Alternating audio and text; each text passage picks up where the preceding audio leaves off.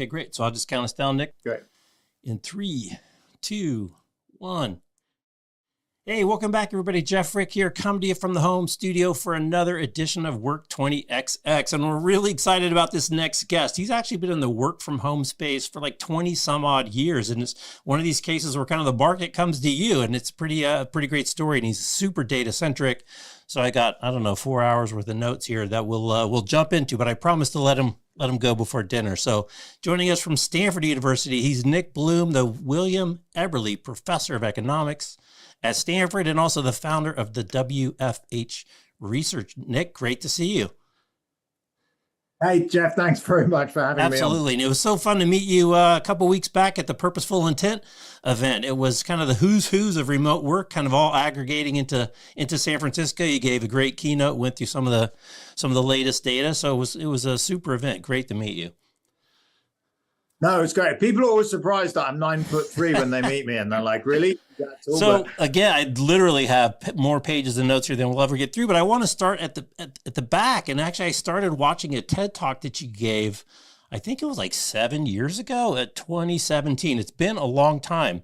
But what was interesting about that is you were almost like asking people, please try one day of remote work. Just try one day. You'll get all these great benefits.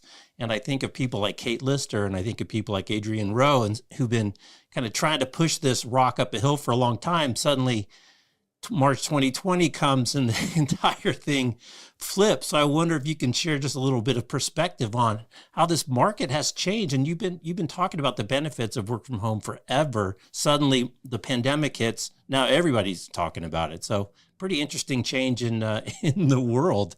And I'm curious, from an economics point of view, has there ever been a light switch kind of thing like that in the past that you kind of look at as a model of kind of the change? The closest thing in economics, in kind of an amazing way, is probably World War II. So World War II, what happened, before World War II, women didn't really work. So, men worked, women stayed home.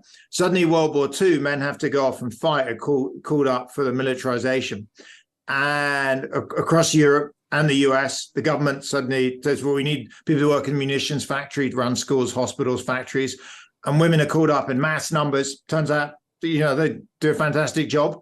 And that was a light switch turning on, because post-World War II, female labor force participation, it jumped a lot during the war and then just climbed and climbed and climbed. And so that was another one of these things that you realize we've just been doing it all wrong for so many years.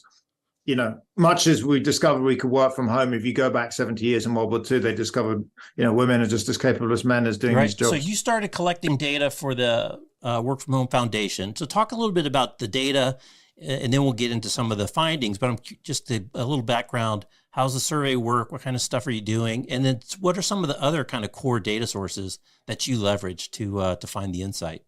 Yeah, so sure. I had been doing a lot of research on work from home before the pandemic, but it was kind of different. It was like randomized controlled trials or surveys, really just trying to assess how much impact on productivity, what people liked about it. Was not really collecting core data. Then, of course, the pandemic happened in March 2020, and there's an immediate question like, how many days are people actually working from home? Is it 5% of the population? Is it 25? Is it 50? Is that, really basic figures people had no idea on. And the federal government is generally great at collecting data. So I work a lot with the US Census Bureau, but they are slow moving. They're like an oil tanker. Once they start going somewhere, they're going to keep going, but it just takes a long time to turn it. And so, it was a national emergency. I mean, we kind of needed to figure this stuff out on the fly. So with Steve Davis and Jose Barrero, two Stanford colleagues, we discovered when we really set up this online survey. So the guts of it is we work with a company actually called Inquiry, but there's a whole bunch of them out there, Qualtrics, etc. You are basically paying people about $2 to fill out this online survey. And we survey around 10,000 folks a month. Now, there's a set of issues with it, which is some people don't take the thing seriously. So we actually drop about 20% of people that are called speeders. They go through too fast to be credible. We also have attention check questions. So he asks people, what is 3 + 4? You're okay if you ask 6, 7, or 8. We don't want to penalize people for bad maths, but if you get it too wrong, you're kicked out. We ask them, how many large cities have you lived in your life? Answer 33 if you're paying attention. We also asked them, what color is grass? If you're paying attention, please click purple. And so folks that pass all the attention checks, we keep them in. So we're down to now only about 60%. And then the final step is we ask people their age, their gender, their education or income, and their industry, and we reweight that according to the current population survey to get a nationally representative data point. Now, if that wasn't enough, right at the end of the survey, we ask people, who did you vote for in the 2020 presidential election? And we actually know the truth of that because you can pull up the county level polling data. So we benchmark against it and we get an incredibly accurate match, both in level and across counties. So after all the cleaning and all that pain, and this is a long process, we eventually come up with a number we think is pretty accurate. And you report a ton. You report a ton on X, formerly known as Twitter, as well on LinkedIn. So at the high level, the research seems pretty conclusive that hybrid is going to be, the vast majority. Some small percentage, I think 20% last time I looked, want to be full-time remote, and about maybe 30% are full-time in the office, thereabouts. What I find interesting, though, is everyone kind of keeps looking for this average number, and even Julie Whalen from CBRE said, everybody's given up on Friday. That's pretty much off the table. And, talking to Phil Kirshner at McKinsey, he's like, it's kind of this trade-off for this extra day, this second day. But what I find most compelling is that it's a use case where averages isn't really going to help anybody, because it's really, as we learned from Brian Elliott, it's the team level agreements and the team level execution where this is actually happening, as opposed to, kind of this mass aggregate of everybody's taking Friday and half a Monday off. Is that accurate, do you think? Yeah, very much. So if you look across the US, and actually company by company, what we see is there are three groups. There are 60% of people that have to come in every day. So when you go to, McDonald's, or the street is cleaned, or you go out to a store, those are in-person jobs, hospitals, teaching, etc. That's actually the biggest group. 60% of folks come in every day. There's then 30% that are hybrid. That's probably most of your listeners. That's most of the world. Actually, I live in, and we live in that, most graduates, professionals, managers, my Stanford students, MBAs, they typically are in that hybrid world. And then there's a remaining 10% that are fully remote. A lot of this is things like call centers, data entry, payroll, this kind of stuff. Now, if you look at most large companies, they have a mix of all three, and it makes total sense. So take Stanford, my own institution. There's a bunch of stuff we have to have people in every day: food service, security, cleaning, etc. There's then a bunch of people that are hybrid, actually faculty, staff. Makes sense. I don't need to come in every day, but it's good to come in, 2-3 days a week, maybe have Friday, Monday at home. And then we have IT support, call centers, etc. that are fully remote. And for us, that makes sense. For most companies, you see it makes sense. It's profitable to do it. And that's basically why it's settled down and why it's now stuck. So there's a lot of big buzzwords that people, or trigger words, I should probably say. One of them is productivity. And I was fascinated in your TED Talk when you talked about a use case example. I think it was called C-Trip.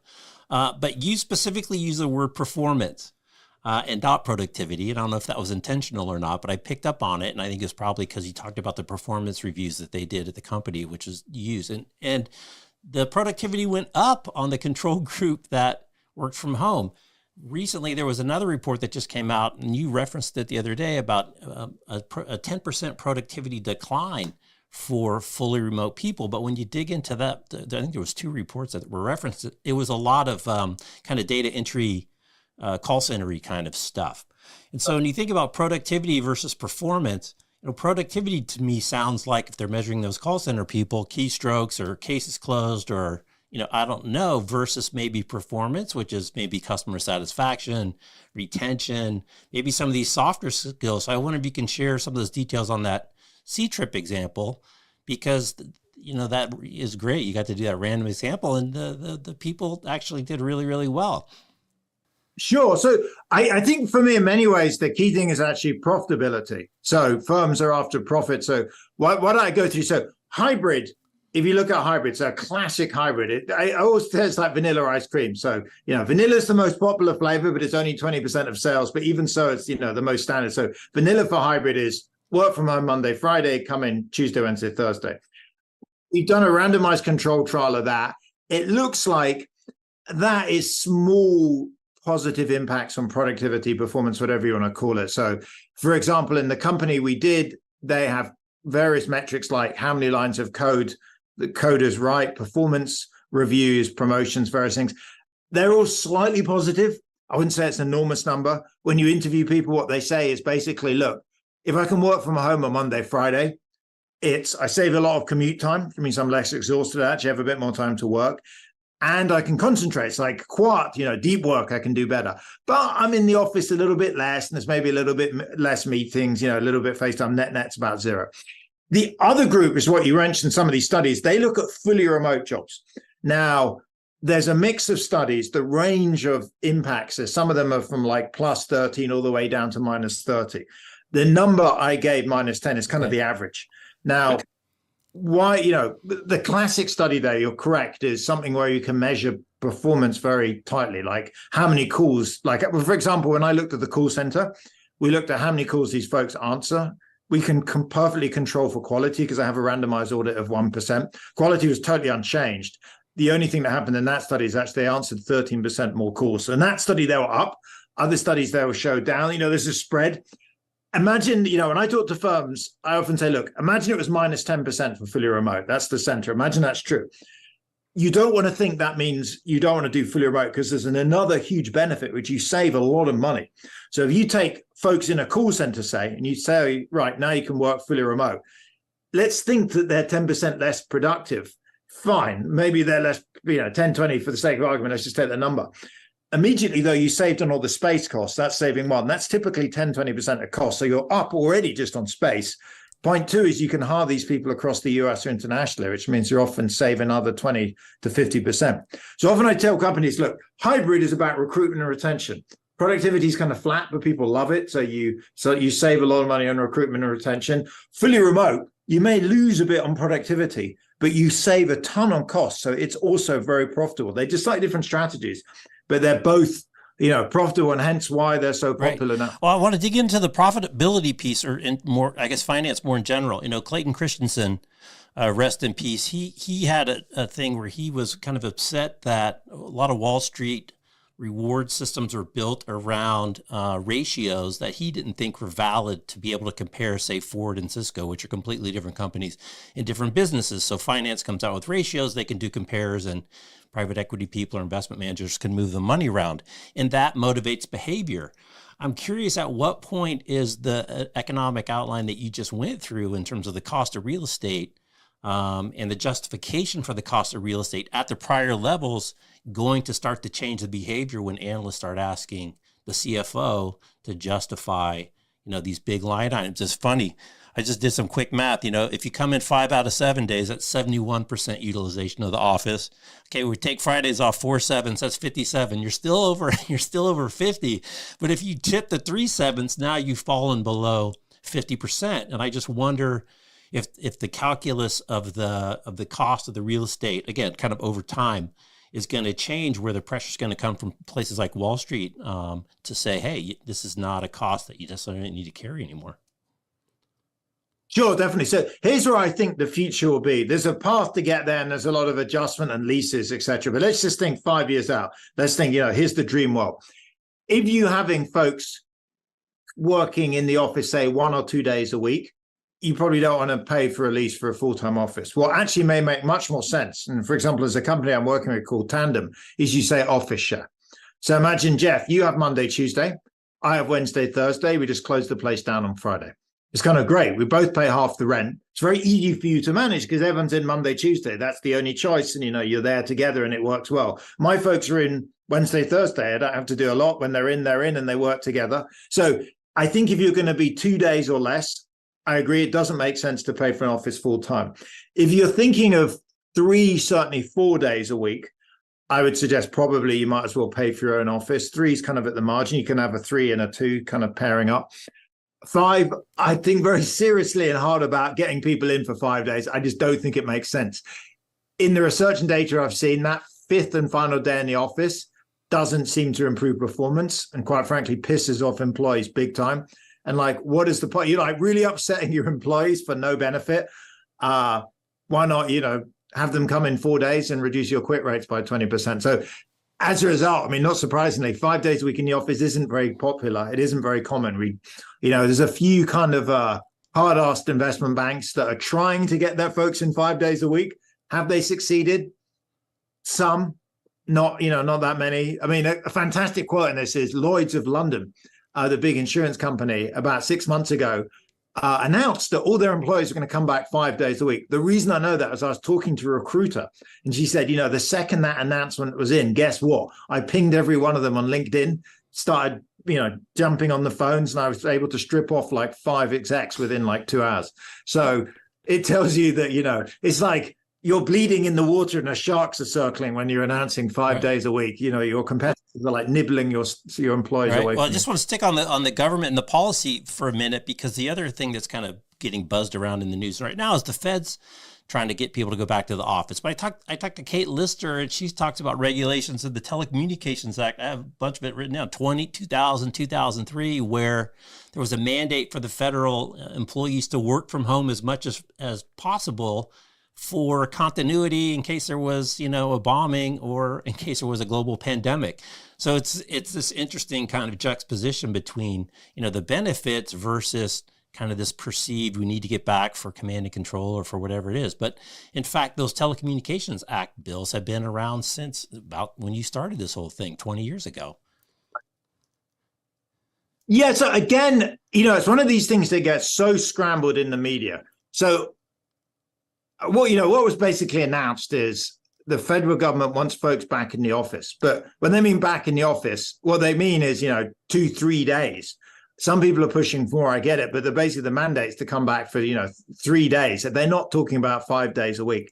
As a taxpayer and as a user of a lot of public services, I'd say about 3 days a week in the office makes sense. You don't want them coming back 5 days. Those extra 2 days probably doesn't make, isn't a lot of benefit. Why do you want 3 days rather than 0? Well, there are a lot of activities that are best done face-to-face, a lot of meetings, mentoring, training. Another big issue with the federal government is one of the challenges of work from home is evaluating how people are performing and how hard they're working when they're out of the office. Now, if you're saying a sales job where you can see very easily whether people are making the calls, you can kind of let them work from home 4 days a week. You can look at their numbers, even 5. The federal government typically doesn't have fantastic performance management. If, I worked in the UK federal government, the equivalent of Treasury, actually, it's not that well set up. And as a result, a lot of management is by kind of watching people are at their desk, they appear to be working. So I think the federal government employees coming in 2-3 days a week is perfectly reasonable. I think pushing them to come in, 4 or 5 seems unreasonable. My reading of the evidence is mostly people are talking about 2-3 days a week. There are a few folks pushing for more.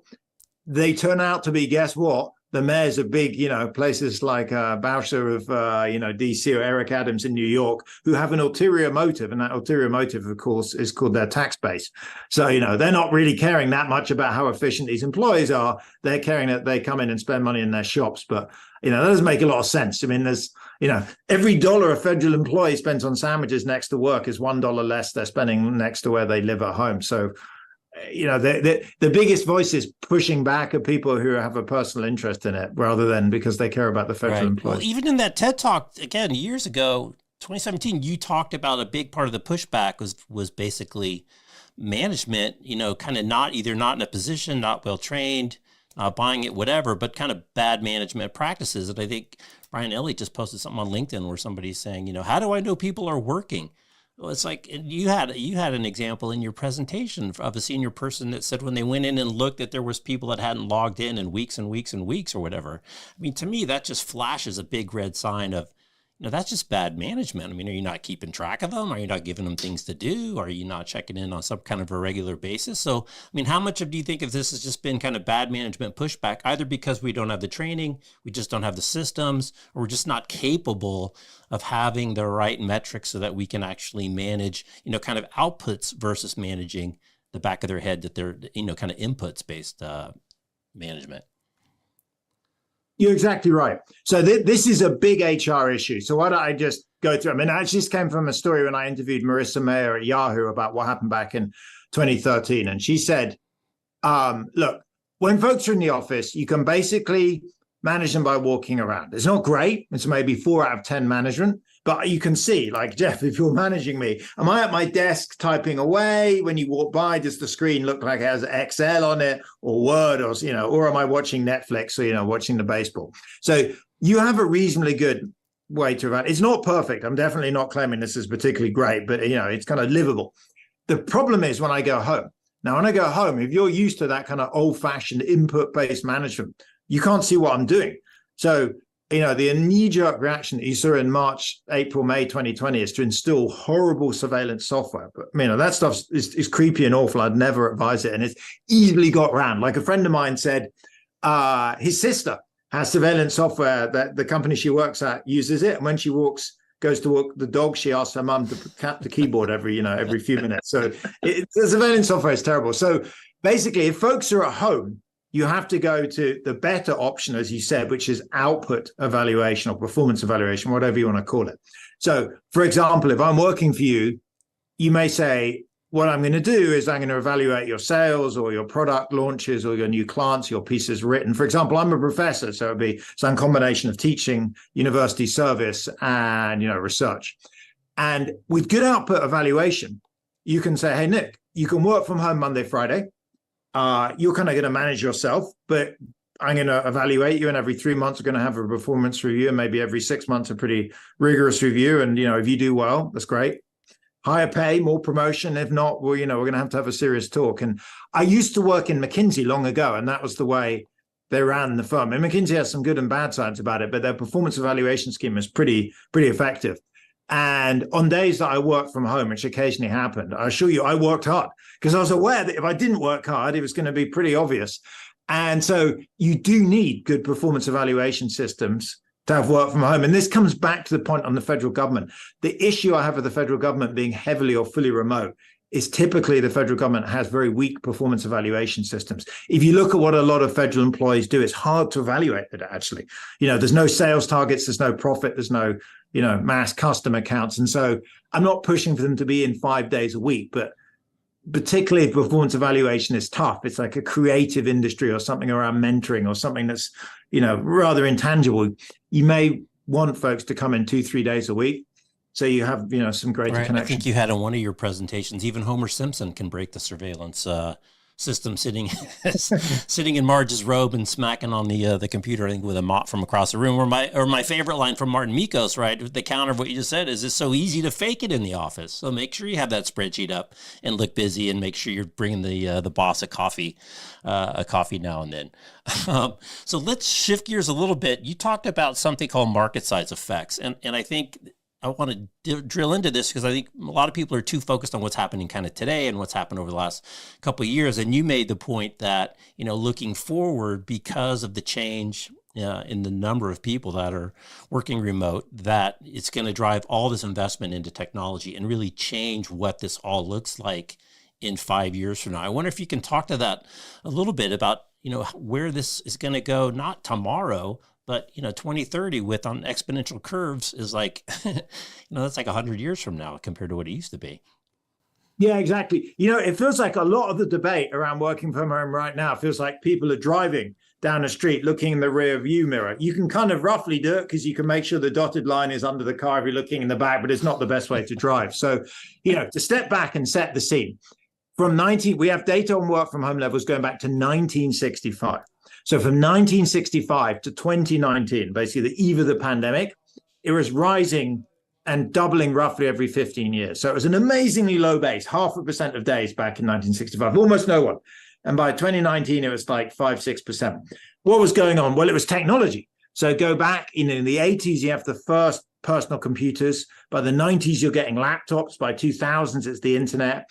By late 2000s, it's starting to be cloud, video calls, etc. All of them is just making it easier to work remotely.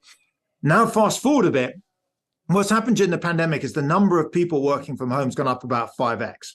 Now, as you say, that generates what economists call market size effects. So every startup, every venture capital, every established firm suddenly sees, wow, there are like 5 times as many people working from home. If I can come up with the next, video camera or app or, design or screen or headset to service that market, I'm going to make a lot of money. And that has generated a kind of, a stampede, a gold rush of people coming up with new products, ideas.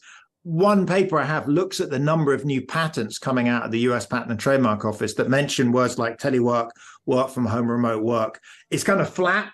for many years, and then you hit the pandemic and it starts steeply going up. So putting your crystal ball, peering into it, what it tells you pretty convincingly is if we look 5, certainly 10 years out, the technologies we're using will be dramatically better. And as a result, the number of days that we work from home will be up.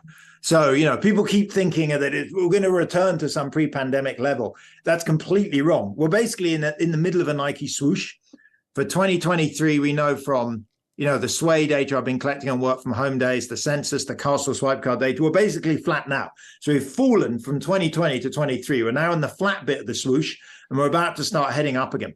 So, even 3 years from now, I think it's a pretty safe bet we'll be working from home more days than less. And you talked about in your keynote the other day that, we kind of fell back to kind of the natural curve that was there before the bump with the pandemic at this doubling rate. Do you see it accelerating, though, because of the acceleration of the technology? I mean, I think we had the really three big breakthroughs were, kind of cloud, powerful handsets, and fast connectivity, because now that allows us to basically work from anywhere from our devices. But, I think the Chat GPT people are saying that the compute power that they're using compared to 2 years ago is like 10,000 times. I mean, the exponential curves are just ridiculous. So do you think that will actually increase that rate, or do you think that's just kind of a natural rate of conversion?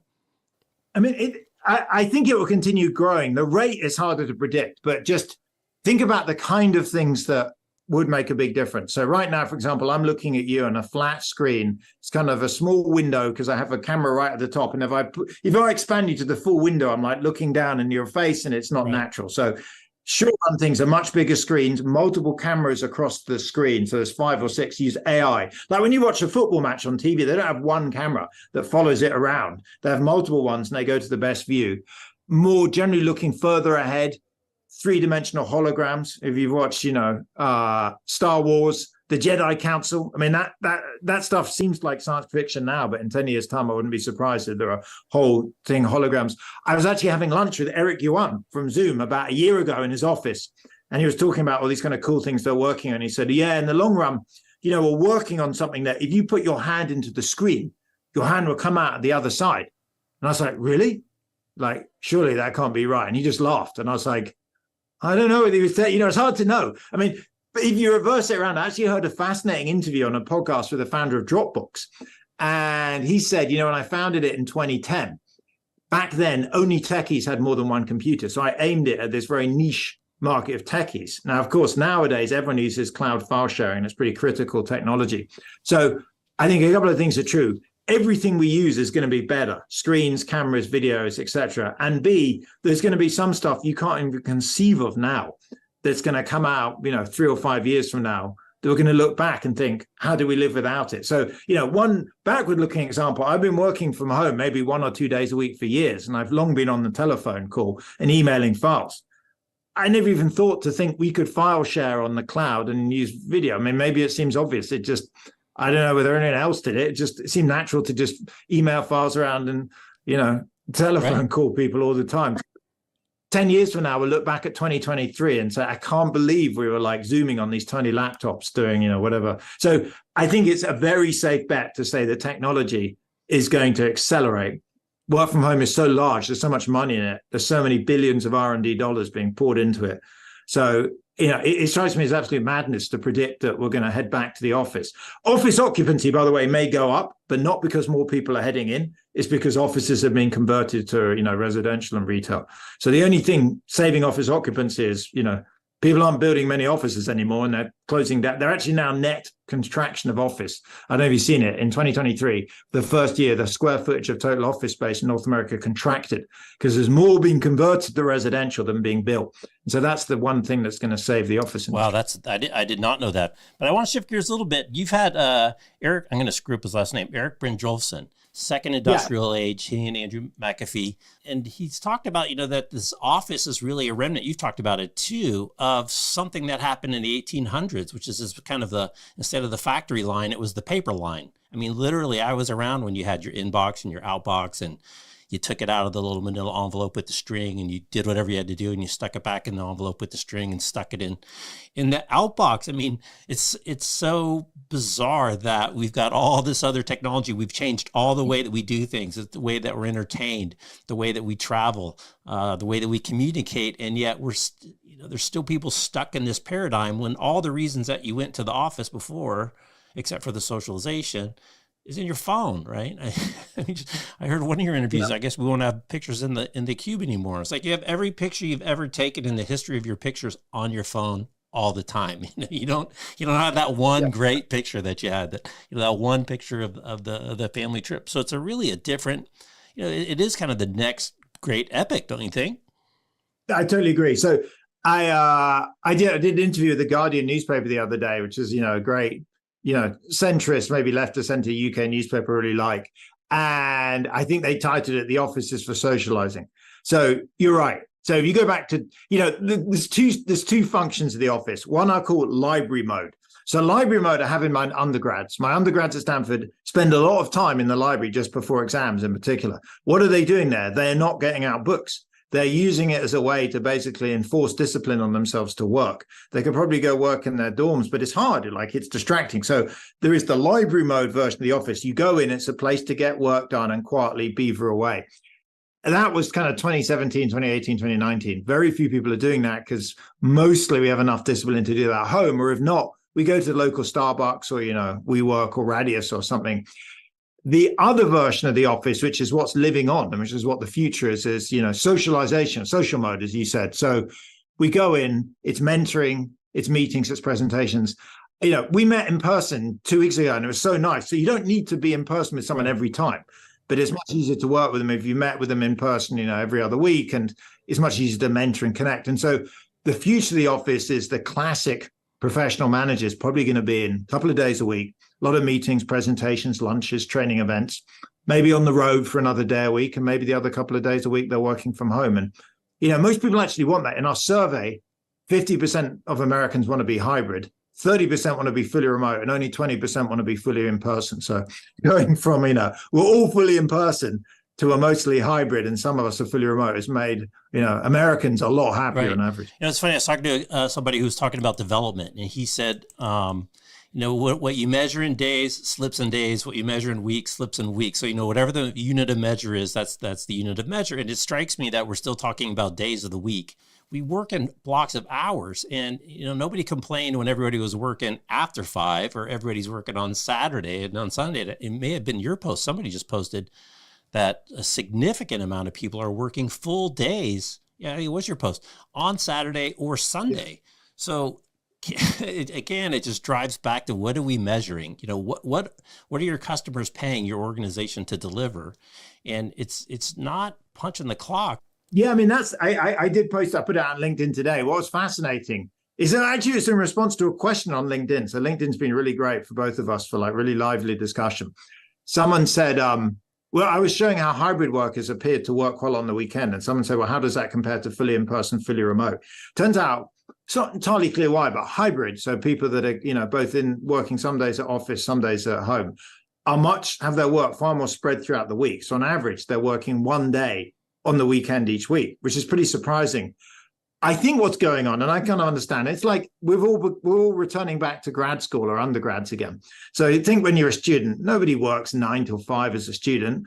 A couple of days you party, you go to the beach, you get hungover, then you pull 2 all-nighters, have your exam, So it's like on and off. And so for a typical person, I don't imagine, I have kids, so I like seeing my kids. I may, sometimes go to the gym, go shopping or stuff. That kind of stuff often is easier in the weekday. So a classic person may say, look, I'm a big golfer or skier. I'm going to go ski for the day. It's quiet on a Wednesday and I just work on Saturday. And there's totally nothing wrong with that. And I think that's what we're seeing in the data. People are deciding to take a bit of leisure in the week and they're making up for it on the weekends. And it's kind of like being undergrads. Yeah, well, that's the positive spin on it. The negative spin is that you don't have time to get your work done during the weekday because you're back to meetings. And you're trying to actually squeeze dedicated heads down. I need 3 hours of work time. And the only time you can get it is when there's no meetings on the calendar. To be the nerd here, so the American Time Use Survey has really good data on working hours. And in fact, it's slightly down.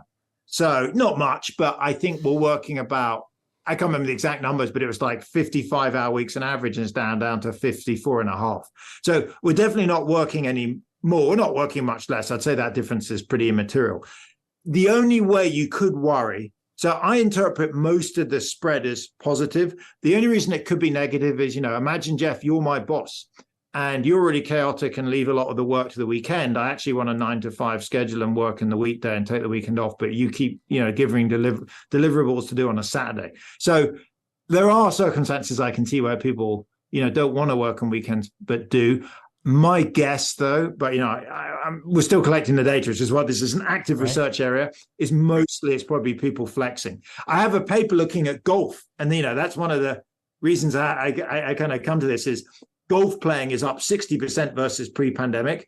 It's the same as it was on the weekend. All of the growth has come in the weekday, particularly during the working day. And so from that, it's pretty clear there's a lot of work from home workers that are slipping out to play 2 hours of golf. And I think that's fine. Coming back to our earlier discussion, if you have good performance targets and you meet them, that is totally okay. You go play golf for 2 hours and you work for 2 hours more in the evening. There's no problem with that. Because I used to be a bag carrying salesperson, and if you were in the office, they kicked you out. Like, what are you doing here? Get out and see your accounts, and you're out on the road, and you had to deliver a number at the end of the month, and you delivered a number. So that's a job that it's easy to judge performance, if you will. I want to bring up a couple of terms for you to help people to think about this. And one is choice versus coordination, which you talk about a lot to try to make this work. And the other piece is this preference gap between employers and employees. It's still is still in the research in terms of the delta between what employees want and what employees want. And that does kind of then break down into this choice versus coordination. I wonder if you could share kind of best practices there. Sure. Yeah, choice versus coordination is like it's like some kind of epic medieval battle. You have the two forces amassed on either side of the battlefield, and they go at each other. So why don't you just lay it out? Because I've actually changed my mind on this. So back in 2020, when it first started, in fact, my old research, I was a big believer in choice. So it's pretty clear that people want different things. Some want more in the office, some want less, some want different days, etc. So the natural thing, and that was my initial view, was, look, we should let employees choose. Having talked to, by this point, more than 1,000 firms and managers, I've actually changed my mind. It's like that Keynes thing, when the facts change, I change my mind. What do you do, sir? And it feels kind of like that it turns out, looking at the research and just talking to managers, as we talked earlier, the main reason you come into the office is to work with colleagues. The problem is, if you let people choose, you choose Monday, I choose Wednesday, you choose Thursday, whatever, and we just don't overlap. And it's even more complicated. You have teams of 8. It's not enough to have 6 people in, because if 2 are at home, what are you going to do? You're going to cut them out of the meetings or get on Zoom. And then if you get on Zoom, people in the office are like, I came in to spend, an hour on Zoom. I don't want to. So it turns out, much as choice is fantastic, and I was a big believer, when you actually, the rubber hits the road and you actually have to run this, when you talk to real managers on the ground doing this, it turns out it doesn't work that well. Now, it doesn't need to be a centralized mandate from on high. The most common setup of this kind of thing is team by team, group by group, division by division. However people tend to work together. At that level, you coordinate. And typically there's a bit of input. You can imagine that, for example, if you're in an area where people really want to, like take Europe. In Europe, it turns out the elementary schools all have half days on Wednesdays. So that turns out to be a very popular day to work from home. In the US, it's Friday. Australia, as I discovered, people love to be in the office on Friday, so I like to go out for drinks after work. So as a manager, you take a bit of input, but then you coordinate for your team. And I don't actually, the more I thought about it, the more I think it's not particularly radical. Because go back to 2019. There are 168 hours in the week, but no one has said, look, you can come in, Jeff, you come in for 40 hours, but you choose them. No, that never happened. I'd say, Jeff, you're going to, I'd like you to come in 9 to 5, Monday to Friday, because that's when everyone else is in. So the fact that we coordinated pre-pandemic, you basically, it seems kind of a perverse thing, because if someone said, look, I choose to come in 8 p.m. to 5 a.m. every day, you'd be like, well, that doesn't really work. So, I think choice is, yes, within limits, but I think ultimately when I talk to firms now, they're pretty much coming down to coordination, at least at the team level. Although there's the productivity element there. I mean, it was a great book back in the go-go days in 2000, the naked guy on the late shift, and I'm spacing the author's name. And he talked about this coder. It's a Silicon Valley company, and he just liked to code at night, naked at the office. I don't know if it's fictitious or not, but and he had to do it at the office because there wasn't fast internet back then. But it's kind of this lining up with your productivity hours, which for everybody isn't 9 to 5. So it's that would be fine, but for someone like that, they shouldn't come in the office full stop. They should just work. Now they can, right? It wasn't available as an option in the year 2000. We did not have the fast things. So another good. So folks that don't need to work with anyone, they're not even part of this conversation. I really only talk.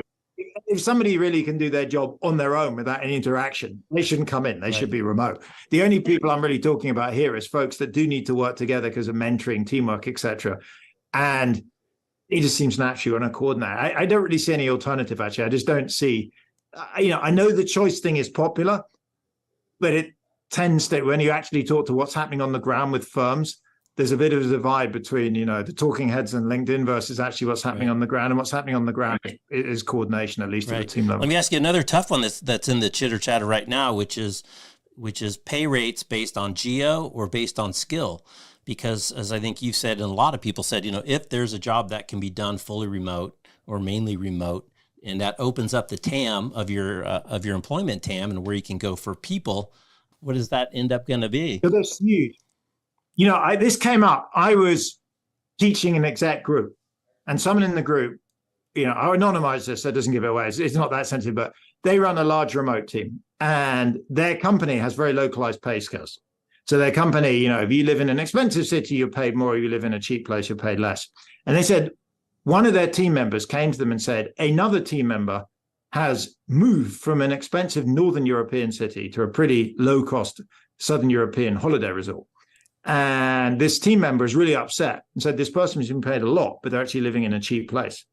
And the manager said, they basically said to the group, look, this was a nightmare for me because the team member that moved was a really high performer. So what am I going to do? I have someone that's highly performing, one of the stars of my team.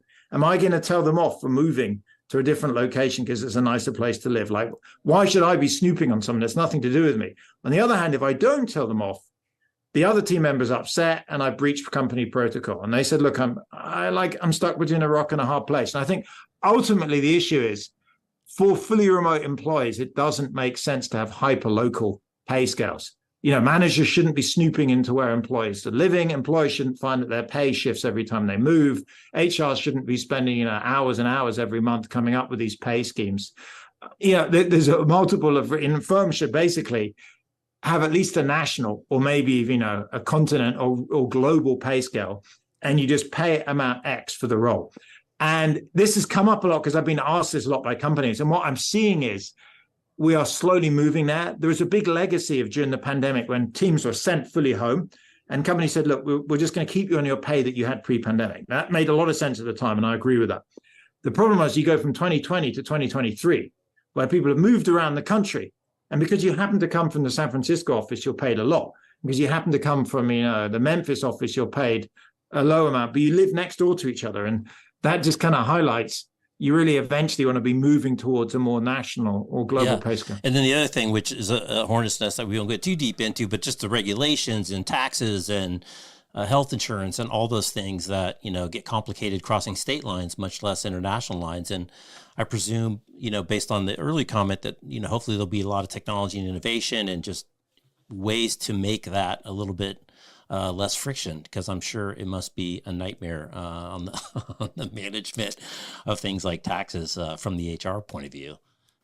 Totally. I mean, that's why, again, this was great. It's why I love LinkedIn. You, me, Brian, many of us live on, LinkedIn. It was, I can't remember who it was actually made a fantastic point. It was saying, look, there's legal and tax regulations which make this hard. And I get that. And so, I'm not saying doing something illegal and, but I'm saying the direction of travel, as I see it, and as I talk to firms, is trying to minimize localized pay to make life easier. So if you have 20 different pay scales across the US, maybe just if you can go to one national US pay scale, maybe, one for Canada, whatever it is. But the more you can globalize, the easier life becomes. If you look at startups, they generally do that. They often, hire coders to write apps or do a marketing pitch or do some data work. And they'll often just go to some platform and just post the job and hire the best person for it. And so for companies, it typically makes sense. You just pay for the task. And, fine, if the best person is in Brazil or Bulgaria or Nigeria, That's okay. I mean, if people often, or the other issue that comes up is like, oh my gosh, you're stealing jobs out of America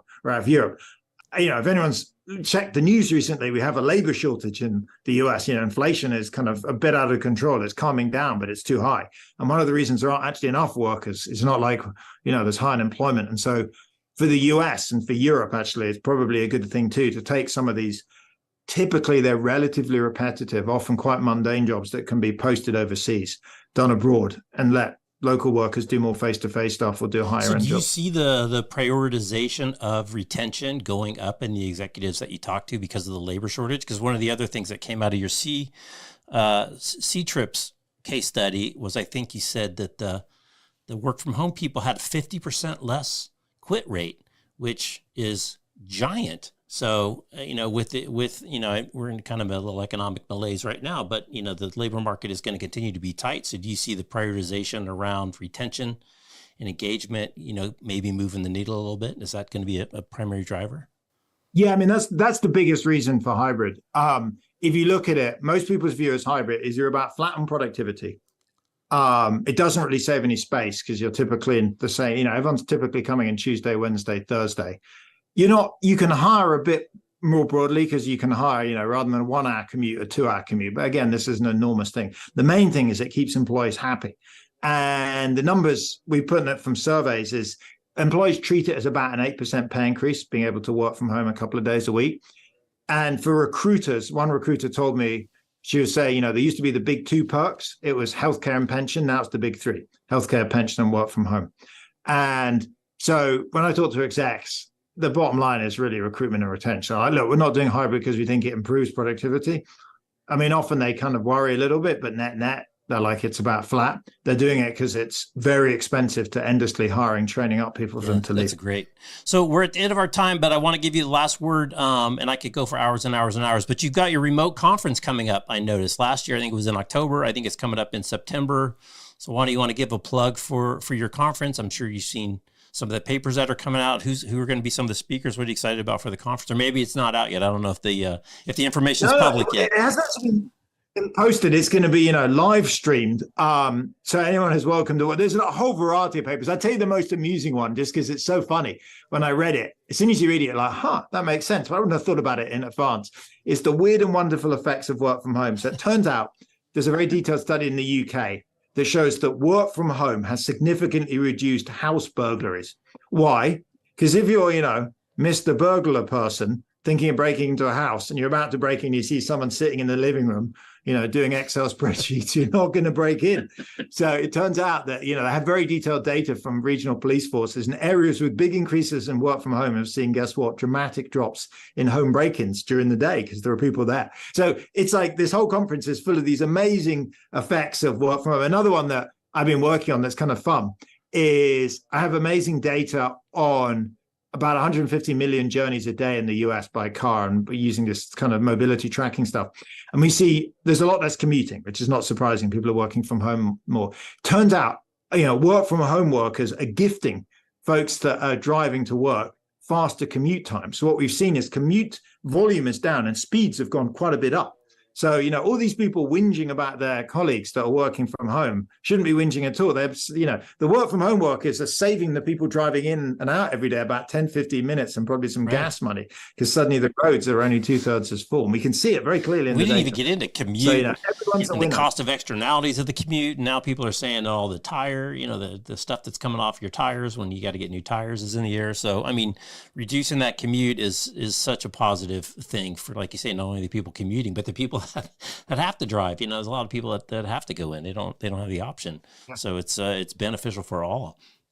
I agree. I mean, look, if you can get the next 4 cars in front of you on the road to be working from home, you can go that bit faster. And so well, Nick, I really appreciate the time. Like I said, I could go for hours and hours and hours, but I'll let you go. It's Friday. And so I really appreciate the time today, and keep up the good work. And we'll see you on LinkedIn. It's great. You publish so much great information and share so much information. I think it's a really terrific thing for people to have the data. Yeah, I have. There's about another 10 in the pipeline. I'm excited. I feel like permanently excited about what's about to come out. So, hey, Jeff, it's fantastic catching up. All Thanks right. very Thank much. you, Nick. All right. He's Nick. I'm Jeff. You're listening to Work 20XX. Thanks for listening. Thanks for watching. Talk to you next time. Take care. Awesome. Thank you. That was great, Nick. Thank you. Thanks very much. Very lively, chatty. We're good.